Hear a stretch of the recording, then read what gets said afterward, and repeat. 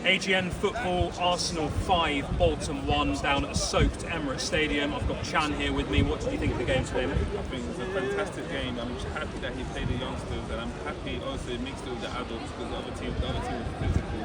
He couldn't just play all like the kids because they were most of them. So it's a good balance of youth and the older players. But I'm happy no one got injured, and I'm happy that we kept it to an easy match and no one got any injuries for the next game. We've got Leicester coming up. When I saw Saka and all that playing, I was like, oh my god, I hope this is a Carling Cup match. Yeah. I don't want any problems, so I'm happy that's the case, and I'm just looking forward to Leicester. Yeah. And I want to say something for the previous match against Man City as well. Go ahead. Well, I was just thinking that there needs to be some checks on this. For that referee to be sent all the way to Dubai, Saudi Arabia, Man City owners have paid 20k to referee a game, and then the referees for that league normally get 1,500. This ain't the best referees in the world. It's a conflict of interest. I'm not feeling that. Something's not right. So I just want the FA or something to make it. You can't pay a referee to go and do it. I don't think they're paying him for that referee again. It's something else going on. But we don't know. No one knows. I completely agree with that. So on the channel, as people will know, I did a video after the game to talk about the terrible refereeing in that game. Yeah. We can cover that a bit because it's still relevant. We're only a few days on. Yeah. I thought the red card was disgraceful. There was, I think, something like 0.01 something seconds between the whistle going and him literally kicking the ball, which was a reflex action. You can't get second yellows for that. I think that these referees, the word benefit of doubt, it always seems to be Man City getting benefit of doubt or something. When anyone's fighting for them to fight the league, Man City it just gets too confusing. The referees just lose their way. Do you remember last season when Kovacic went in on Declan Rice and fouled on us? Then Howard Webb came out and said he wanted the game to flow.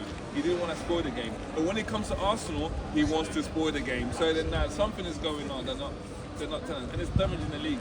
They should be embracing Arsenal, who's playing youth team players, bringing players for England. Instead, they want to make Arsenal not look right. It's just something. There's an agenda, and I don't know where it's coming from or who's coming from. And I think whoever's got the most money in any league controls what's going on with the referees, with anything. Because I was the one, I remember 1998 when I said to people, and they thought I was mad, that Juventus was match fixing. And because every time it was going their way, everything was just too suspicious. Ronaldo was Inter Milan, and it went against them every single match, whatever.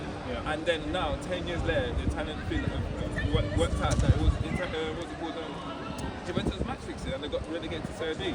So something is going on with Man City that they're not telling us. 115 charges still left open, and it's all behind closed doors. Now, I'm not saying anything, but something is not right. It's not open. Everyone got duck points. Nottingham Forest got duck points. Everton got duck points, but Man City somehow still on the investigation. I'm sorry, no, that's no investigation. Something's going on. They're not telling them. Maybe they give the Premier League, a lot of money, and that's what. Do you want to know an interesting statistic? Go on. Since Mikel Arteta came to Arsenal have had 18 red cards. 18. Can you guess how many the next highest team have been given in the same period of time? Less. 12. Still less. 8. 7. Wow. But I've got a question to ask you then. Do you think this has been predated? Because even George Graham said it back in the days in 1994. Now, we're not liked. What is it then? What do you think is that why we're not liked?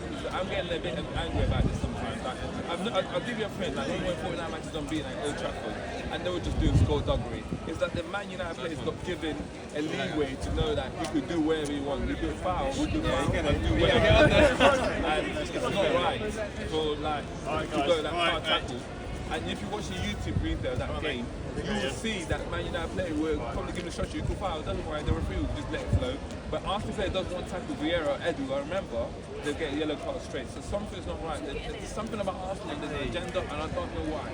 I think there's concrete bias, personally, against the club. I don't know why that is. I don't know where it stems from. But I think if you look around the Premier League and other fan bases, there is this intense hatred for Arsenal. Man City, we go down to 10 and we're criticised for parking the bus. which other team would be criticised for going down to 10 and getting a draw at the Etihad Stadium? That's what I thought. When I called up Talk Sport and I still called to Jason Conley, we're a bit quiet. Why are we getting criticised for doing something with 10 men against like a team that's attacking, and we're going to go out now and lose 4-5. If we would have lost 4-0, they'd say we're weak defensively. If we would have defended too much, they would have said, oh yeah, that we're part of the boss. So with Arsenal, it seems like we can't win. And I want the Arsenal owners to investigate why is it been against Arsenal. This is their investment. This is the co-investment for them. They need to ask questions like, what's going on really? Like, it's not right. I think the whole thing is rotten. I think my idea would be replace all of the current referees in the Premier League. Yeah. Get a different a pool of referees from Europe, from Great Britain, from everywhere around the world, and have them referee different games. It's like when Man City send referees to Saudi Arabia. Look at them. Why don't we send referees abroad here then? Let's have a fair play, because I knew that referee was going to do something, and I knew it straight away. Jeremy Doku kicks the ball, nothing happens. But it's when people are saying, oh yeah, like when I called up Top Sport, they said something to me. Oh yeah, but you know, like it has to be consistent. We know, but when it comes to Arsenal, they lose their consistency. They lose it. But when it comes to other teams, they know how to act the referee. So something's not right. Something's definitely not right. Last question of the day then. Yeah. We're going through to the next round, and I've asked a few people this so far, so I'm going to ask you as well. Would you take one of the bigger teams in the next round, or would you rather get a smaller team and perhaps increase our likelihood of winning this competition? Get smaller teams so we can give the other youth a try and rest the players. We can't be in too many competitions. Sometimes when we get to the closest to the final, obviously we're going to get a bigger team, but now get another smaller team so we can give the kids a chance. Completely agree.